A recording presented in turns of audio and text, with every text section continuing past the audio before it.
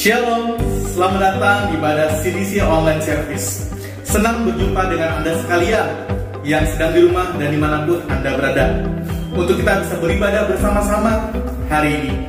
Kita semua bersyukur dengan penyertaan Tuhan dan pemeliharaan Tuhan sepanjang minggu ini.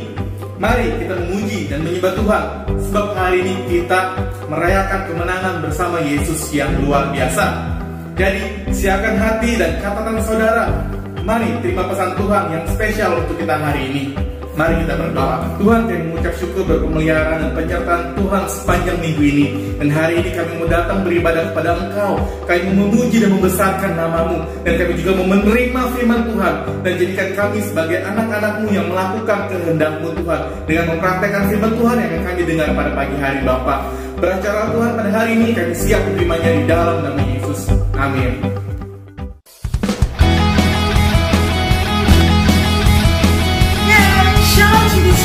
Bersyukur kita bisa sama-sama beribadah. Kita percaya bahwa Tuhan adalah kekuatan buat hidup kita. Mari kita nyanyikan lagu ini. Tuhanlah kekuatan dan mazmurmu, Dia butuh batu dan keselamatanku.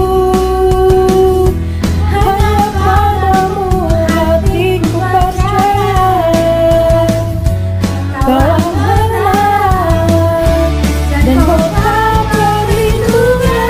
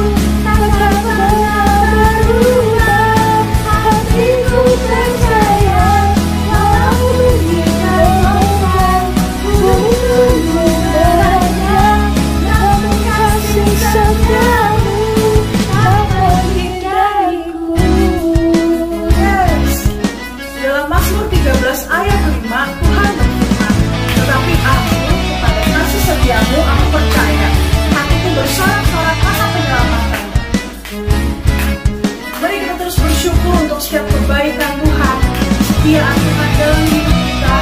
Terlebih lagi dengan kita lakukan dengan sungguh-sungguh, kita harus terus bersyukur kepada Tuhan. Ku mau selalu bersyukur, cintamu padaku takkan pernah berubah. Hatiku percaya, walaupun diterjang gunung-gunung beranjak, namun kasih setiamu tak pergi dariku. Ku mau selalu bersyukur, cintamu padaku takkan pernah berubah. Hatiku percaya, walaupun diterjang gunung-gunung beranjak, namun kasih setiamu tak pergi dariku. Ku mau selalu bersyukur, cintamu padaku takkan pernah berubah.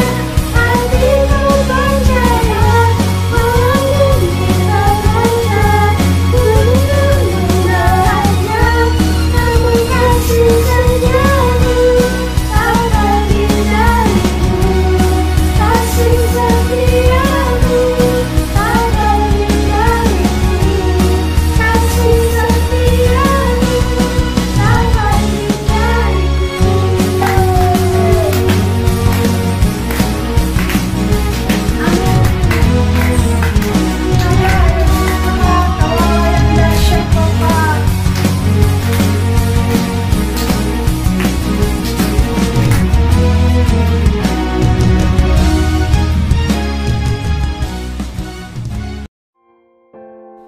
Saudara-saudara, 1 Timotius 1 ayat 12. Aku bersyukur kepada Dia yang menguatkan aku, yaitu Kristus Yesus Tuhan kita, karena Ia menganggap aku setia dan mempercayakan pelayanan ini kepadaku. Saudaraku, Tuhan terlebih dahulu setia kepada kita. Tetaplah dalam panggilannya, percayalah kita aman di dalam tangannya. Mari kita nyanyikan lagu ini. Bapa, Engkau mengenalku lebih dari siapapun. Engkau tahu ceritaku dan isi hatiku. Tak peduli masa lalu, Engkau tetap memilihku. Ubahkanku, sempurnakan jadi karya yang indah. Kini aku percaya, tiada yang mustahil bagimu. Kuasamu kuatkanku, dasarku berharap. Kini aku berserah pada rancanganmu bagiku. Ku ikuti panggilanmu, ku kan setia sampai akhir hidupku.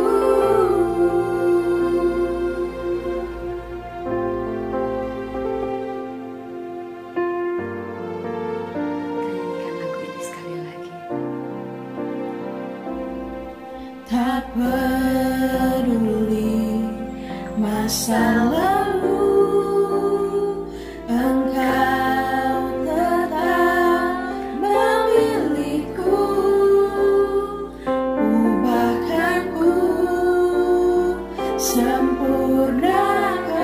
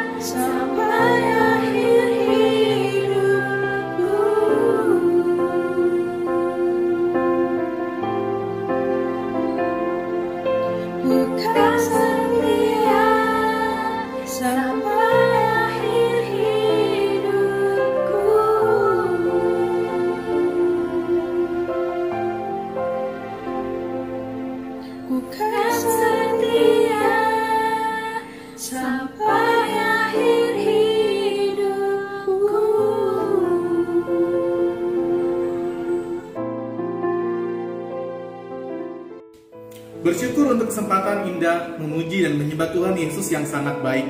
Bagi Bapak, Ibu, Saudara-saudari dimanapun Anda berada yang membutuhkan dukungan doa ataupun konseling, silakan menghubungi nomor telepon yang ada di layar saudara.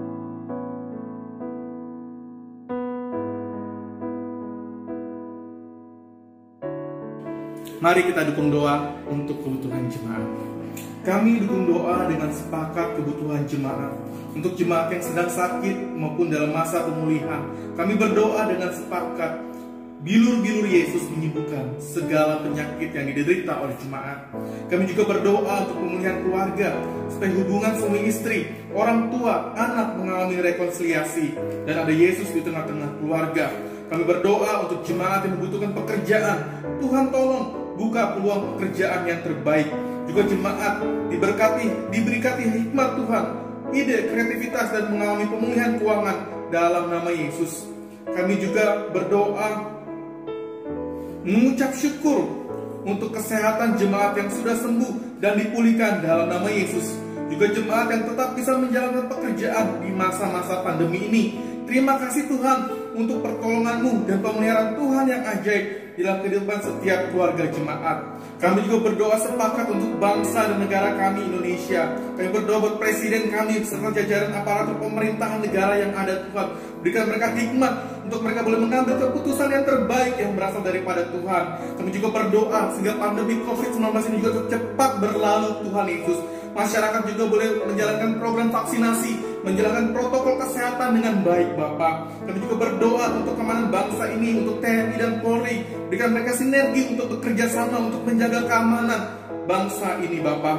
Kami percaya bangsa Indonesia ada di dalam tangan Bapak. Terima kasih Tuhan Yesus. Amin. Tubuh Kristus, sungguh karena kemurahan Tuhan kalau kita masih ada sampai hari ini. Pakailah hari-hari ini untuk lebih mengenal Dia. Biarlah mata kita seperti matanya, hati kita seperti hatinya. Miliki kerinduan yang sama seperti juga apa yang Tuhan rindukan dalam hidup kita. Mari kita nyanyikan lagu ini. Oleh karena kemurahan Tuhanlah janjinya boleh terjadi di dalam hidup kita.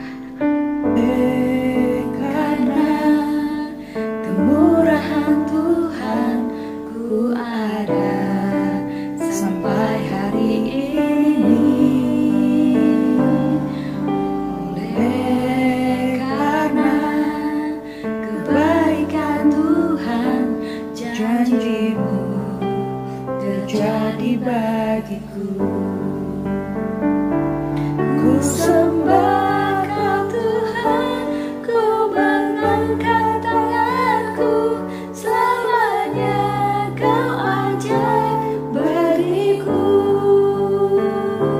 Ku sembah Kau Tuhan, ku mengangkat wajahku, selamanya Kau ajaib bagiku.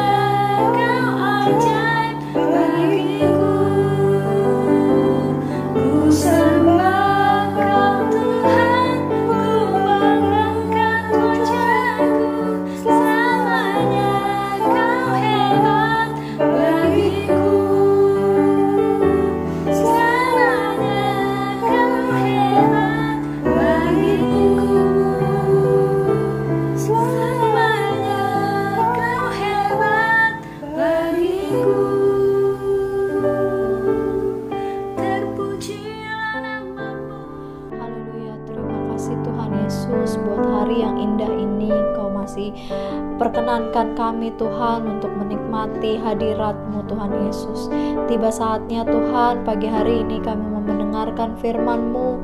Pakai Tuhan hamba-Mu yang melayani pada hari ini Tuhan. Biarlah apa yang hamba-Mu sampaikan itu berasal dari isi hati-Mu Tuhan. Biarlah Engkau pakai juga Tuhan hati setiap jemaat-Mu Tuhan Yesus. Biarlah hati kami menjadi tanah yang subur, yang siap untuk ditabur benih-benih firman-Mu. Biarlah benih tersebut Tuhan bisa bertumbuh dan berbuah di dalam kehidupan kami. Terima kasih Tuhan Yesus, kami siap mendengarkan firman-Mu. Di dalam nama Tuhan Yesus Kristus kami sudah berdoa. Haleluya, amin. Shalom, selamat pagi semuanya Bapak Ibu Saudara sekalian. Hari ini suaranya cukup kedengaran ya? Jelas, Di. Ya, oke. Hari ini kita akan belajar sama-sama tentang 4 level pengampunan ya. Jadi setiap kita pasti ya harus belajar tentang pengampunan. Ya, nanti saya akan jelaskan 4 level tersebut. Kenapa perlu pengampunan ini? Karena pengampunan kalau tidak selesai, nggak tuntas, tas kita kehilangan berkat Tuhan. Nah, sekarang saya mulai dengan sebuah pertanyaan dulu ya. Apakah kita sadar bahwa pengampunan pada dasarnya merupakan kebutuhan harian kita?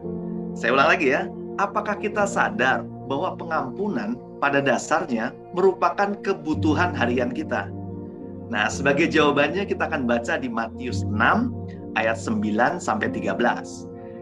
Di Matius 6 ayat 9 sampai 13 ini berisi doa Bapa kami. Doa yang diajarkan Tuhan Yesus kepada kita. Nah, isinya begini ya. Kita sudah hampir hafal semua ya. Bapa kami yang di surga, dikuduskanlah namamu, datanglah kerajaanmu, jadilah kehendakmu di bumi seperti di surga. Nah, ini permintaan nih baru ya. Berikanlah kami pada hari ini.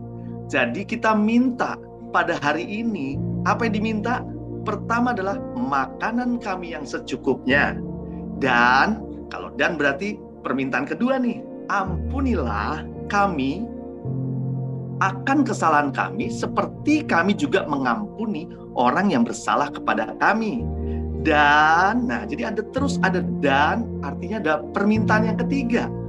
Dan, apa yang diminta ketiga? Yaitu, janganlah membawa kami ke dalam pencobaan, tetapi lepaskanlah kami daripada yang jahat. Karena Engkaulah yang mempunyai kerajaan dan kuasa dan kemuliaan sampai selama-lamanya. Amin. Jadi, kalau kita baca secara perlahan-lahan di doa Bapa kami, kita meminta 3 hal setiap hari. Setiap pagi tentunya, karena kalau makanan nggak mungkin kita minta tidak tiap hari kan. Jadi 3-tiganya adalah permintaan kita di setiap pagi, yaitu yang pertama, permintaan untuk makanan dan minuman. Yang kedua, tentang pengampunan. Dan yang ketiga, tentang pimpinan Tuhan agar hidup kita senantiasa dilepaskan daripada yang jahat, ya, dilepaskan, membawa kita tidak di dalam pencobaan dan dilepaskan daripada yang jahat. Hari ini juga kalau nanti dibaca di ayat ke-14 dan 15, setelah ini ayatnya juga menekankan kalau kita tidak mengampuni, Tuhan Yesus tidak mengampuni kita. Nah, ini adalah satu hal, ternyata pengampunan merupakan hal utama dan penting yang kita harus minta setiap hari. Klik kembali Kak. Nah, kita akan belajar ya, tanpa mengampuni kita tidak akan diampuni. Tanpa mengampuni kita tidak akan diampuni. Tadi sudah jelas. Tuhan ingin kita apa? Mengampuni dulu, baru kita diampuni. Jadi kita harus mengampuni dulu, agar kita bisa diampuni. Mengampuni adalah hadiah yang diberikan buat diri kita sendiri. Mengampuni adalah hadiah yang diberikan buat diri kita sendiri. Katakan amin. Jadi kalau hadiah, kita pasti pengen yang bagus dong, nggak mungkin yang jelek.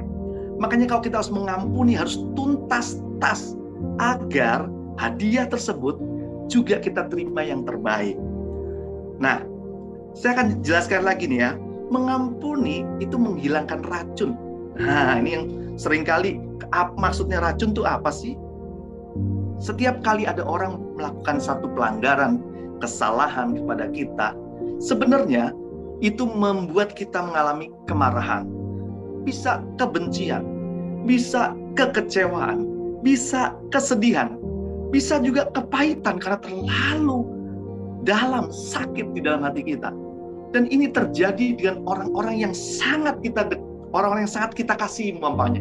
Hingga akhirnya kepahitan, sakitnya luar biasa. Karena biasanya kita disakiti oleh orang-orang terdekat kita. Nah, mengampuni itu menghilangkan racun kemarahan, kebencian, kekecewaan, kesedihan, kepahitan di dalam hati kita. Racun itu harusnya berkembang, meracuni tubuh kita, merusak hidup kita. Tetapi dengan mengampuni, maka racun-racun itu hilang. Kemarahan, kebencian, kekecewaan, racun-racun ini hilang semua. Hingga kita mengalami hidup yang sehat juga. Mengampuni adalah bukti kemenangan rohani. Nanti akan saya jelaskan di belakang dengan detail bagaimana mengampuni adalah bukti kemenangan rohani. Tapi kita juga harus menyadari, pengampunan adalah berkat terbesar yang bisa kita terima, dan berkat terbesar juga yang bisa kita berikan.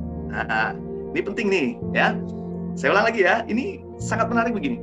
Pengampunan itu adalah berkat yang terbesar yang kita bisa terima. Kita nggak bisa menerima pengampunan kalau nggak Tuhan yang punya rencana. Tuhan yang memberikan, Tuhan yang menganugerahkan. Karena pengampunan nggak dijual di Indomaret, nggak jual juga di Tokopedia. Semua itu karena anugerah dan kebaikan Tuhan, bukan karena upaya kita, dan tidak bisa kita beli. Makanya kita menyadari bahwa berkat terbesar adalah pengampunan, hingga kita bisa menerima janji Tuhan. Dan begitu pula sekaligus pengampunan itu adalah berkat terbesar yang bisa kita berikan. Karena kita adalah saluran berkat Tuhan, bukan? Kalau kita saluran berkat, kalau kita menerima pengampunan, maka kita juga harus bisa memberikan pengampunan. Selanjutnya, nah ini adalah 4 level, ya, 4 level di mana kita harus belajar agar pengampunan kita tuntas, ya. Kita perlu belajar 4 level ini agar pengampunan yang kita berikan bisa tuntas dan menerima hadiah yang terbaik buat diri kita sendiri. Setuju ya? Pengen dong kita mendapat hadiah yang terbaik. Makanya mengampuninya harus tuntas. Nah, ini ada 4 F, atau saya bilang F-se juga boleh ya. Nah, ini 4 F. Yang pertama adalah find out, mencari tahu dulu. Yang kedua adalah forgive, ini adalah proses mengampuni. Habis diampuni, diapakan? Forget, dilupakan, nggak diingat-ingat lagi. Dan proses terakhir dikatakan finish atau diselesaikan. Nah, saya akan bahas satu-satu dengan singkat saja. Kita akan belajar yang find out. Nah, find out atau mencari tahu, yaitu setiap kesalahan yang terjadi pasti ada alasannya. Benar nggak? Orang yang bersalah, yang membuat kita sedih, membuat kita kecewa, pasti punya alasan kenapa mereka melakukan itu. Bisa sengaja, bisa nggak sengaja, itu perlu kita tahu alasannya. Setiap kesalahan bisa dimaklumi jika alasannya benar dan tepat. Ya, kesalahan itu bisa dimaklumi jika alasannya benar dan tepat. Banyakan orang itu alasannya benar, tapi nggak tepat. Nah, banyaknya begitu. Contoh, ya, kalau kita datang terlambat ke kantor, kita bisa beralasan terlambat karena macet. Nah, itu alasan yang benar, macet memang. Tetapi tidak tepat, karena pasti ya manajer HRD akan menegur, kenapa nggak berangkat lebih pagi? Udah tahu hari Senin macet, kenapa nggak berangkat lebih awal? Atau bangun lebih pagi, dan lain sebagainya. Alasannya benar, memang macet. Tapi tidak tepat. Sebagai seorang karyawan, umpamanya, mereka harus mempersiapkan dan memperhitungkan berapa lama dia ke kantor. Dan ke kantor kan sudah tiap hari, jadi tahu kapan dia harus bangun, kapan dia harus berangkat. Nah, itu alasannya benar dan tepat. Contohnya kalau terlambat, ternyata dia bilang, saya terlambat karena nganter anak saya sakit ke dokter terlebih dahulu, pulang dulu nganter anak ke rumah, lalu saya baru ke kantor. Makanya saya terlambat. Nah, itulah alasan yang benar dan juga tepat. Nah, tapi ada satu kendala nih.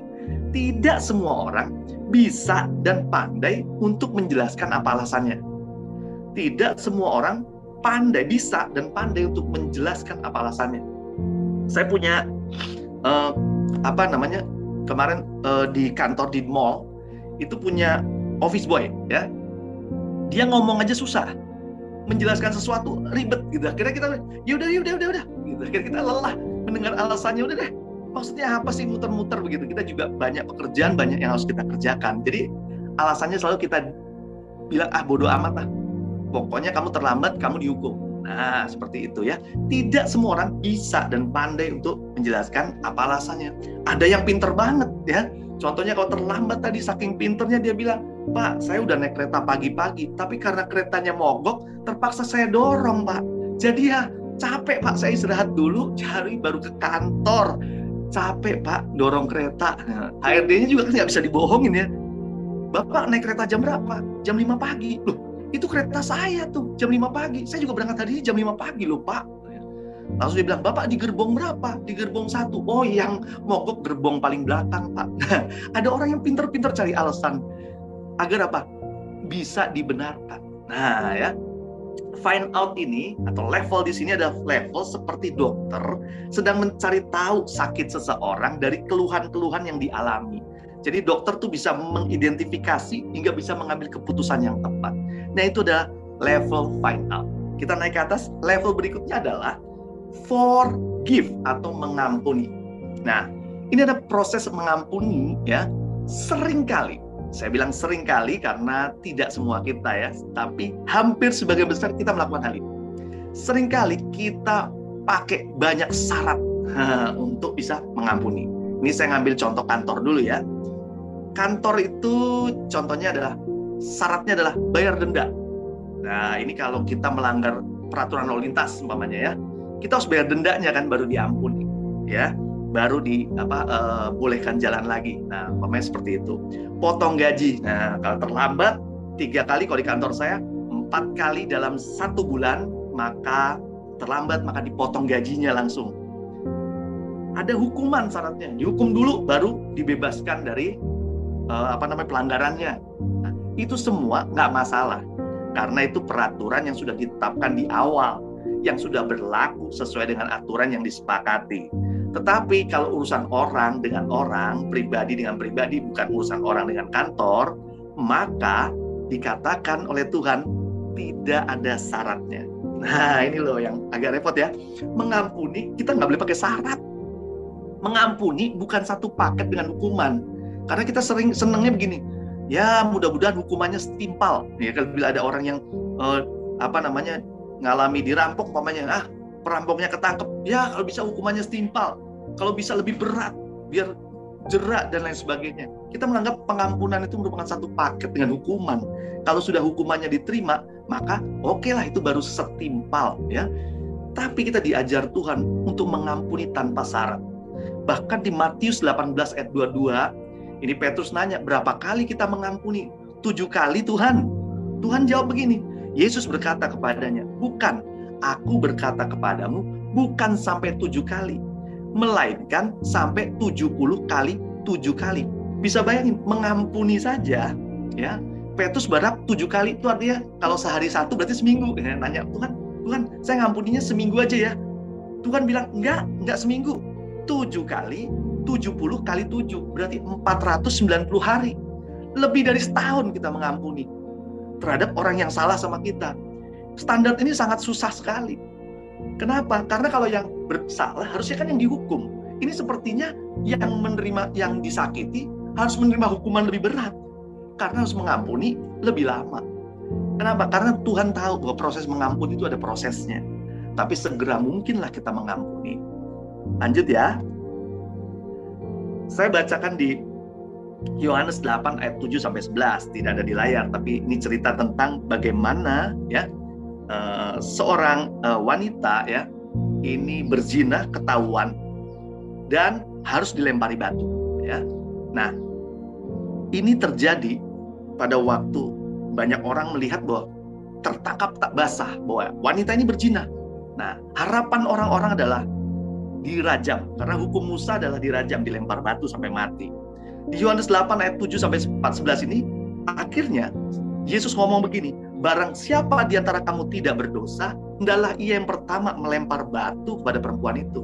Tapi tidak ada seorang pun sampai yang melempar batu. Sampai Tuhan tanya sama wanita itu, tuh kan, nggak ada yang mau menghukum kau? Ya sudah, jawab Tuhan, aku pun tidak menghukum engkau. Pergilah dan jangan berbuat dosa lagi mulai dari sekarang. Ini ada pengampunan yang luar biasa.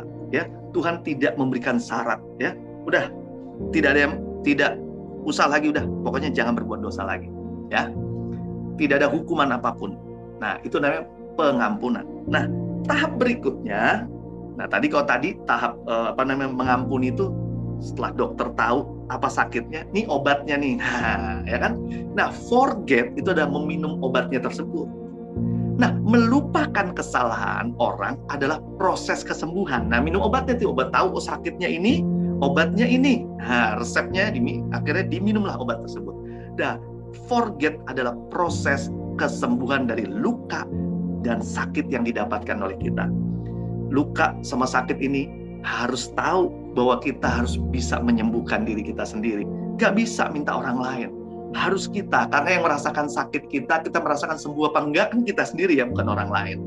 Nah, ingat, yang dilupakan itu dosa, pelanggaran, kesalahannya, bukan orangnya.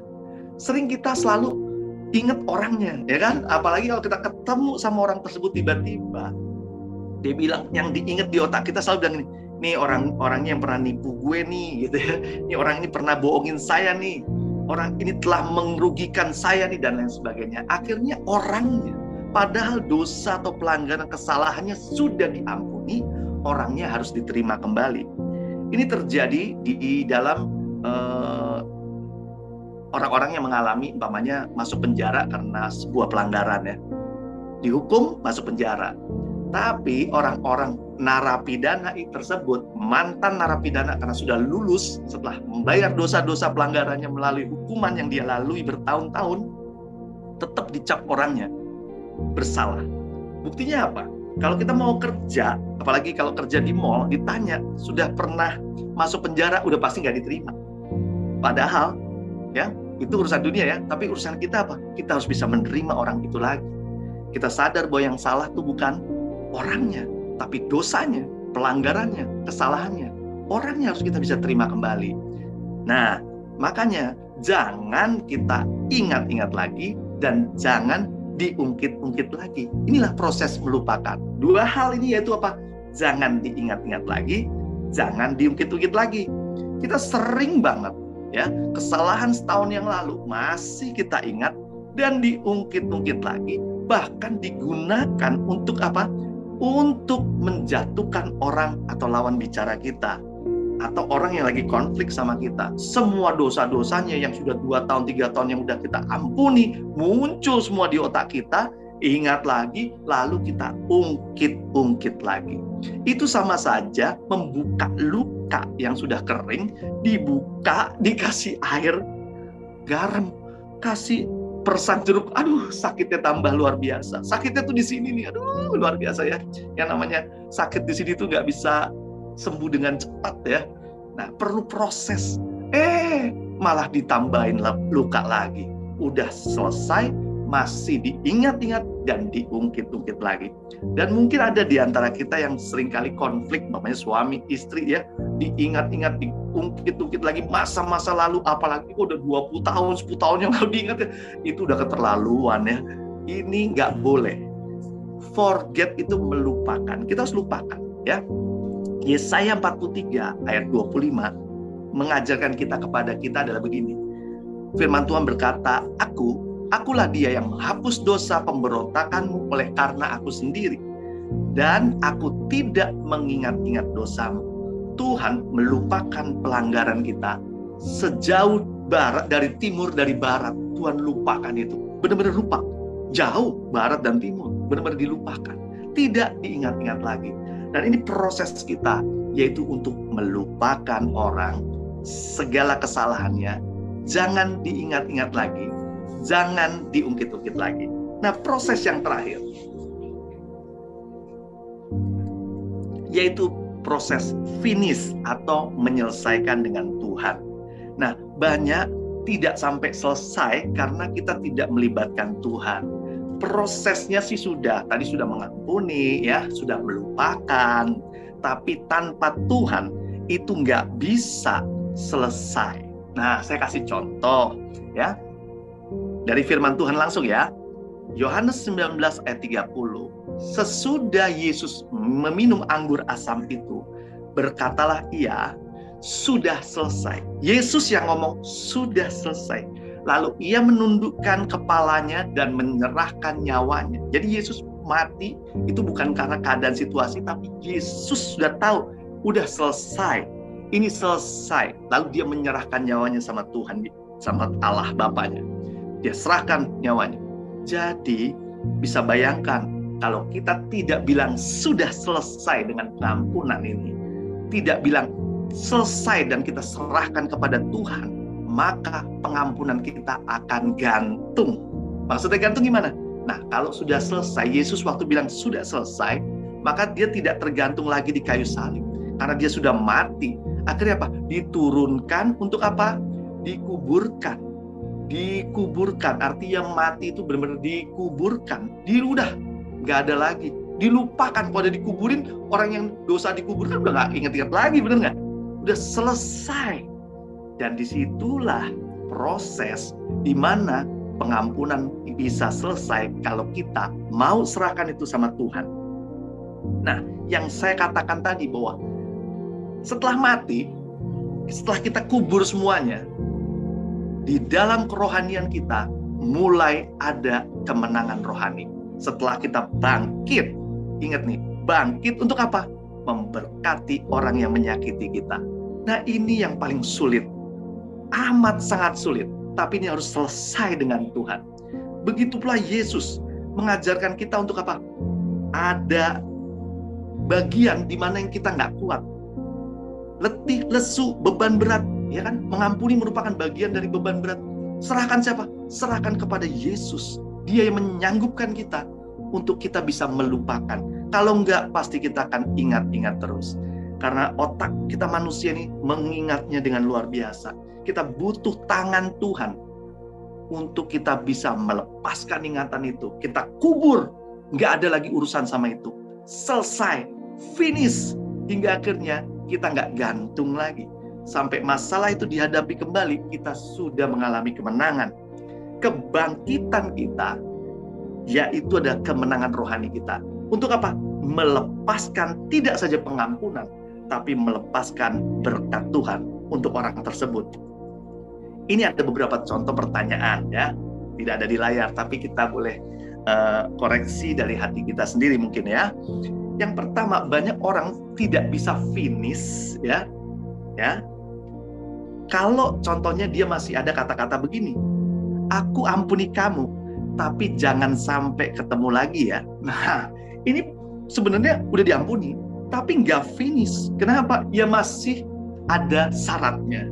Jangan sampai ketemu lagi. Kalau ketemu lagi gue emosi, ya, bisa saya tonjok kamu. Nah, itu kayak gitu. Itu kata-kata seperti itu. Mungkin ada di sini yang masih berkata seperti itu. Yang kedua, aku maafin, tapi ini terakhir kali, ya. Nah, berarti kalau terjadi lagi, nah kita tidak siap. Padahal Tuhan bilang apa? Kau udah ditutup, sudah. Gak ada ingat-ingat yang masa lalu. Kesalahan berikutnya, walaupun kesalahannya sama, kita tidak lagi menganggap kesalahan itu kumulatif. Kumpulan dari kesalahan-kesalahan yang lama. Sudah diselesaikan. Nah, ini kalau ada orang yang masih bilang-biling, oke, ya, yang ini terakhir kali. Nah, itu termasuk saya juga, ya. Nah, udah, kan yang kata-kata ketiga nih, ya, pertanyaan ketiga.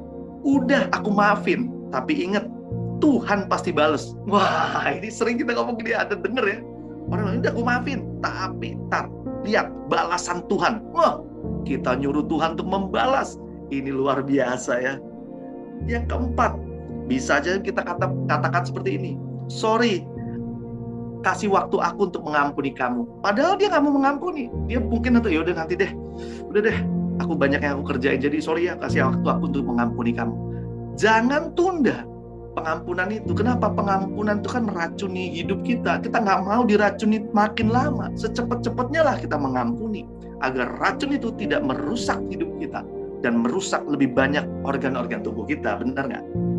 Yang kelima, Aku ampuni dengan satu syarat. Nah, syaratnya ada. Nah, ini juga sering kita ngomong. Saya termasuk ya gue ampunin ya, tapi ini nggak boleh gini ya. Nah, itu ada syarat yang kita tentukan. Harusnya kita nggak boleh. Yang keenam, aku maafin kamu, tapi nggak lupa ya dengan apa yang kamu buat. Oh, berarti diampuni. Udah gue ampunin. Tapi ingat, saya nggak akan pernah lupa dengan apa yang kamu lakukan sama saya. Nah, sama aja. Nggak selesai juga, nggak tuntas juga. Bahkan yang ketujuh nih, yang terakhir ya, kita sering dengar begini, aku terpaksa mengampuni kamu karena disuruh kakak rohani. Kakak rohani nyuruh ngampunin, atau orang tua yang nyuruh ngampunin. Akhirnya kita terpaksa mengampuni karena ada orang lain. Nah, ini mungkin 7 pertanyaan ini mungkin ada di antara kita. Nah, saya juga ngalami hal itu ya. Mengampuni ada sesuatu kebutuhan harian kita. Setuju?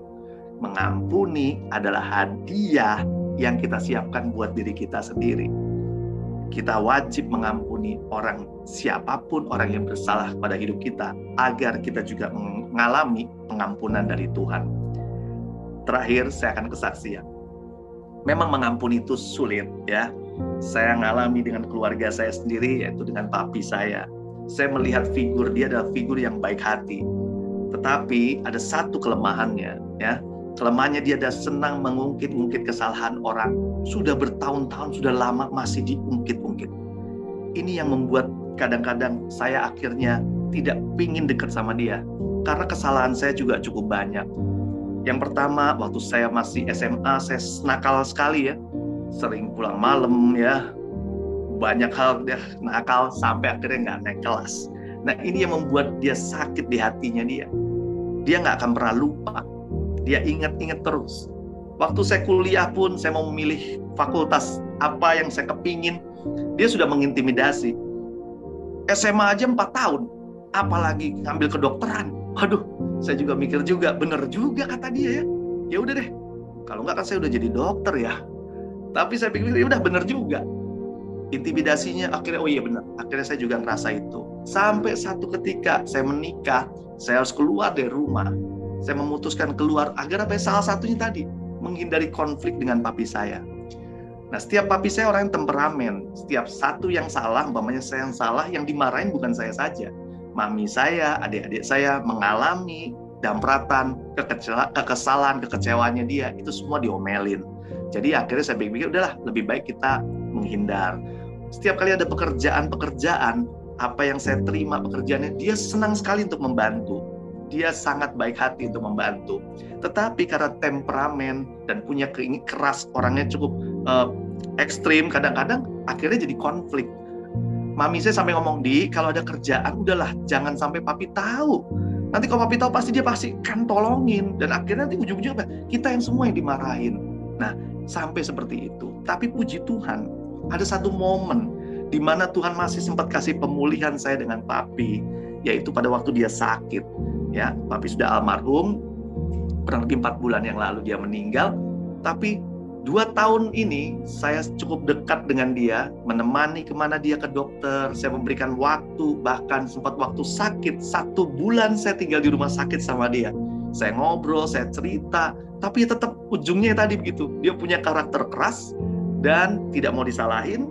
Dan kalau udah salah, ya, nah kartu trufnya adalah kesalahan-kesalahan saya masa lalu itu keluar semua. Dan dia gunakan itu untuk menjatuhkan saya. Dan sampai akhirnya saya bilang, Pap, emang yang papi simpen itu yang jelek-jelek doang? Yang bagus-bagus emang nggak ada. Kenapa nggak cerita kita ngobrol yang bagus-bagus, tentang nanti masa depan, tentang begini. Itu kan lebih enak daripada ngomongin ini, ngomongin itu, gitu ya. Bahkan sempet, saya juga kesel juga. Di rumah sakit udah saya nganterin sebulan, dia bisa-bisanya ngomong sama dokter, sama susternya bilang gini, ini anak saya nggak ada yang sayang sama saya. Padahal saya sebulan tinggal sama dia, nganterin dia tiap hari di swab, bayangin. Zaman dulu tuh di swab tuh tiap seminggu 2 kali. Nih hidung udah dol hidung kayaknya. Ya, karena ngalami, aduh Tuhan. Tapi tahu nggak? Ada masa-masa saya tidur bareng bersama dia, ngobrol, cerita. Saya bilang, Pap, semua yang udah berlalu ya sudah. Kan kita nggak bisa betulin. Tapi masih ada hal-hal yang masih kita bisa betulin. Yaitu apa? Kita bisa nih, ya, berdoa buat orang tersebut. Kita bisa mengampuni, kita bisa Tapi kata-kata yang terakhir yang saya masih dengar, masih dibilang, loh, kalau kesalahannya harus diungkit-ungkit, biar jadi pelajaran, biar orang ingat terus, jangan sampai salah lagi. Oh, itu betul, Pak. Betul. Tapi kalau kesalahan itu diungkit-ungkit, menyakiti hati papi sendiri, itu namanya kebodohan. Apalagi itu diungkit-ungkit dan menyakiti hati orang lain, itu kebodohan yang kedua kali. Jadi nggak boleh ungkit-ungkit, itu satu hal bodoh. Artinya luka yang kering dibuka lagi, dikasih lagi, dipersin jeruk nipis, sakitnya tambah parah dan juga menyakiti orang lain. Semua nggak bisa selesai itu kali itu. Puji Tuhan kita masih sempat, papi juga minta ampun, saya juga sama keluarga semua minta ampun setiap kesalahan-kesalahan kita. Puji Tuhan ada kesempatan untuk pemulihan. Akhirnya kita bisa ya menikmati yang namanya kebahagiaan walaupun cuma sebentar ya dengan papi. Setelah sakit, setelah ini dia sudah mulai lemah dan lain sebagainya, ya bisa ngobrol dan akhirnya komunikasi itu bisa kembali lagi baik. Saya mulai dekat lagi sama dia. Itulah terjadi pemulihan. Nah, pemulihan yang terjadi juga pada diri saya. Saya bisa melepaskan pengampunan. Sakit hati saya segala macam itu bisa plong. Saya ngerasa, aduh Tuhan terima kasih. Saya tahu bahwa hidup saya harus mengalami kemenangan rohani. Kemenangan rohani bukan hanya mengampuni, tapi harus memberkati juga. Saat itu saya bisa berdoa buat papi saya. Saya berdoa biar dia sembuh, dia sehat, dia bersuka cita, dia punya apa yang diinginkan di akhir-akhir kehidupannya. Dia bisa terima dan lain sebagainya. Tapi saya melihat hidupnya mulai pulih, mulai merasakan damai itu setelah kita sekeluarga berdoa bersama. Itu ada pemulihan yang terjadi. Saya melihat setiap kali kita mau melangkah, terutama untuk mengampuni, ingat nih, iblis nggak tinggal diam. Dia tahu rahasia berkat Tuhan saat kita mengampuni orang yang bersalah sama kita. Kenapa? Karena iblis tahu bahwa kita adalah orang yang diikat untuk kesalahan, untuk dosa. Kalau kita mau balik lagi, dia nggak mau, dia nggak rela. Dia pakai A, pakai B, pakai C, bahkan pakai alasan-alasan logika kita untuk tidak mengampuni orang tersebut dengan alasan sakitnya, sakit banget ya kan, ini luar biasa, ini tidak seperti wajarnya dan lain sebagainya. Tapi ingat, hari ini kita belajar lepaskan pengampunan.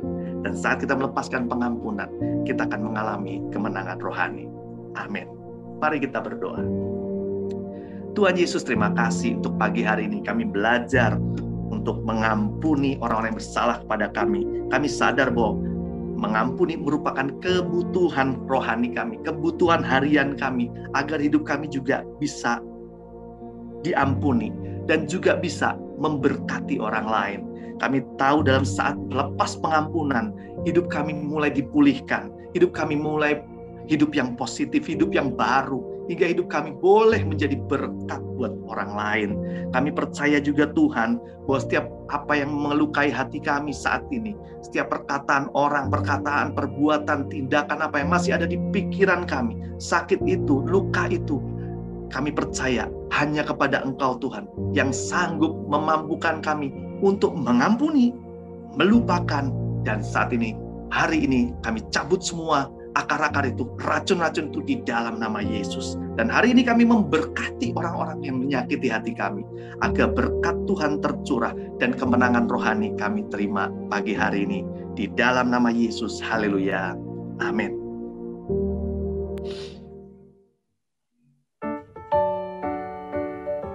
Shalom Bapak Ibu, teman-teman semuanya. Happy birthday to you. Kita merayakan ulang tahun bulan November. Happy birthday to you. Selamat kepada Ibu Susa yang lahir tanggal 1 November. Biarlah tetap sehat di hari tua. Untuk Novi tanggal 6 November, happy birthday To you. Happy untuk birthday to Kiki you. 9 November. Happy birthday. Sukses ya di Happy studinya. birthday to you. Untuk Carlos yang baru ulang tahun 10 November. Happy birthday. Happy birthday. Buat Ibu Mariati 13 November. Selamat semangat ya Bu. Tetap sehat selalu. Happy birthday to you. Untuk Mas Rudi happy birthday, 17 happy November, happy birthday Mas Rudi, sukses. Untuk Pak Pur, 18 November, happy birthday Pak Pur. Untuk Ika, koordinator sekolah minggu kita 14 November, happy birthday. you. Happy birthday, happy Untuk birthday, Neti Mau, 20 November, happy birthday Neti. happy birthday to you. Untuk Ibu Vera, 18 November, selamat ulang tahun. Happy birthday, Bahagia bersama keluarga. Untuk Andro, 18 November juga, happy birthday Andro, sukses. Untuk Tessa, 20 November, happy birthday Tessa. happy birthday, happy birthday, happy Untuk Clemens juga, Clemens Tupesi 29 November. Selamat ulang tahun Clemens, sukses studinya. Untuk Oci, operator kita yang setia, 29 November, happy birthday Oci, sehat dan kuat. Untuk Iin ya, Christine Purwanti atau Iin 30 November, happy birthday juga. Wah, ini untuk Bogor nih sekarang. Bapak Gembala, Pak Krisnanto, happy birthday ya. Untuk Marta, Ibu Marta Debi, 9 November. Happy birthday, Bu Debi. Untuk Rahel, happy birthday, tanggal 10 November. Kemudian untuk Joshua, putranya Bapak Gembala ini, 11 November, happy birthday Joshua. Untuk Ibu Devi, 13 November, happy birthday. Untuk Novel, 15 November, happy birthday Novel, sehat selalu. Dan untuk Lili Novita, 15 November, happy birthday. Untuk Nathan Fit, nah ini sedikit ya, 24 November, happy birthday buat Fit. Untuk Gabrian, 24 November juga, happy birthday Gabrian, jadi anak pinter. Untuk Cleoni Gracia, 14 November, selamat ulang tahun. Untuk Gihon, 5 November, selamat ulang tahun Gihon, sehat selalu. Oke, hari ini banyak yang ulang tahun, ada 24 orang dari CDC Depok, CDC Bogor, dan CDC Kids. Mari kita sama-sama doakan, Bapak Ibu, kita sama-sama berdoa untuk yang ulang tahun di bulan November. Tuhan, saat ini kami bersyukur untuk jemaat CDC, mulai dari usia lansia sampai usia anak-anak. Begitu luar biasa kau tambahkan 1 tahun di bulan November ini. Dan kami bersyukur untuk jemaat yang berulang tahun di bulan November. Kau berikan kesehatan selalu, panjang umur. Kau berkati dengan segala berkat dari Tuhan yang melimpah dalam kehidupan keluarga masing-masing. Berikan Tuhan yang tua tetap sehat dan kuat, tetap bersyukur Tuhan pelihara, bahkan untuk yang kecil anak-anak sedikit, kau berikan kepandaian, kecerdasan, dan kami percaya masa depan anak-anak ini ada di tangan Tuhan, menjadi laskar Kristus yang luar biasa untuk yang kuliah, studi, bekerja, ibu rumah tangga, semuanya Tuhan berkati. Teman-teman terkasih kami yang berulang tahun, juga mereka semua dipakai Tuhan dengan luar biasa. Mulai dari masa muda, seumur hidup mereka memuliakan nama Tuhan, diberikan keberhasilan, kesehatan. Kami bersyukur Tuhan, berkati teman-teman, jemaat, adik-adik semua yang berulang tahun. Di dalam nama Yesus. Haleluya. Amin.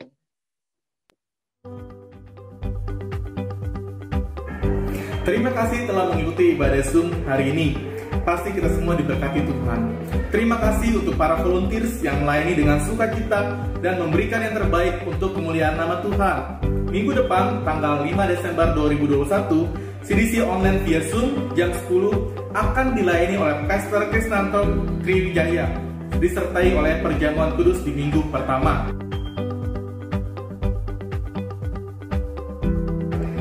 Tanpa terasa, Natal sudah dekat. Inilah agenda Natal CDC. Ibadah Natal CDC Bogor onsite Minggu 12 Desember 2021 jam 5 sore. Ibadah Natal CDC Depok onsite Minggu 19 Desember jam 5 sore. Ibadah Natal CDC Kids akan dilaksanakan via Zoom Minggu 19 Desember jam 9 pagi. Proposal Natal dan penerimaan dana Natal dapat dilihat di layar saudara. Bagi jemaat yang rindu mendukung dana Natal, silakan mentransfer ke rekening dana persembahan atas nama GAIS CDC di kota masing-masing dengan memberi keterangan dana Natal. Berita keluarga, telah lahir anak kedua dari Galtri Lahumeten dan Pamela Tupesi Angel bernama Chantal Betley Jetnia Lahumeten pada tanggal 23 November 2021 dengan berat badan 3,3 kg. Kami keluarga CDC mengucapkan selamat menyambut kedatangan sekecil yang menambah sukacita dalam keluarga, dan kami berdoa supaya ibu dan bayi cepat pulih dan sehat selalu. Amin. Sekarang tiba saatnya untuk memberikan yang terbaik untuk Tuhan. Persembahan Bapak Ibu bisa ditransfer ke nomor rekening yang tertera di layar saudara. Mari kita berdoa. Tuhan, kami mengucap syukur buat kebenaran firman Tuhan yang telah kami terima, dan saatnya untuk kami boleh memberikan yang terbaik untuk kemuliaan nama-Mu Tuhan. Berikan kami hati sukacita untuk kami boleh memberi, dan persembahan ini boleh Kau pakai untuk memperluas kerajaan-Mu di muka bumi ini Bapa. Di dalam nama Yesus kami siap berdoa memberi dengan sukacita. Amin.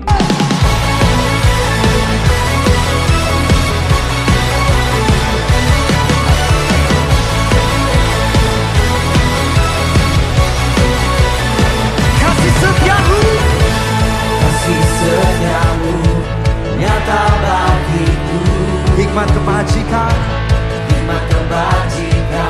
tersedia bagiku.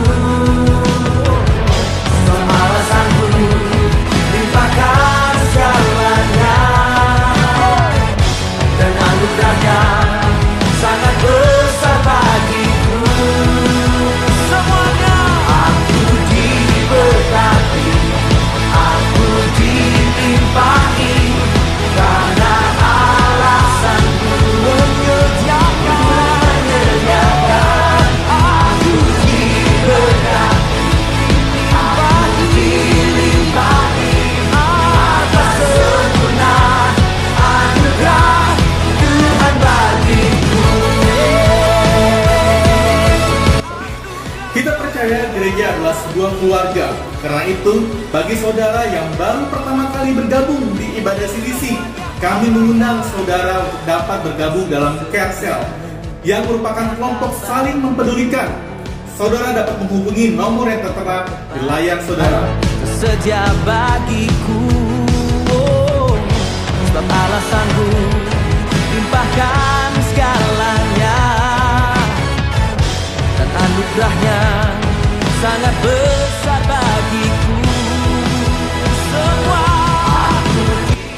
Anda bisa bergabung dengan Care Cell yang sesuai dengan kelompok usia, waktu, dan kebutuhan saudara. Kami berharap dapat mengenal saudara lebih baik lagi. Sekali lagi kami ucapkan selamat datang di CDC. Always remember to stay healthy, keep connecting, and see you next week.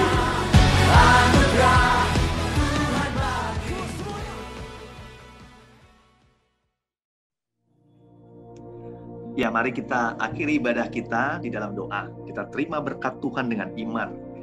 Kita angkat kedua belah tangan kita terima dengan iman. Kiranya berkat Tuhan, berkat daripada Allah Bapa, Allah Putra, Roh Kudus menyertai kita. Kita diberikan hikmat, diberikan damai sejahtera, sukacita oleh Roh Kudus menyertai kita senantiasa dari hari ini sampai Tuhan Yesus datang yang kedua kali. Yang siap menerima berkat katakan amin. Tuhan Yesus memberkati.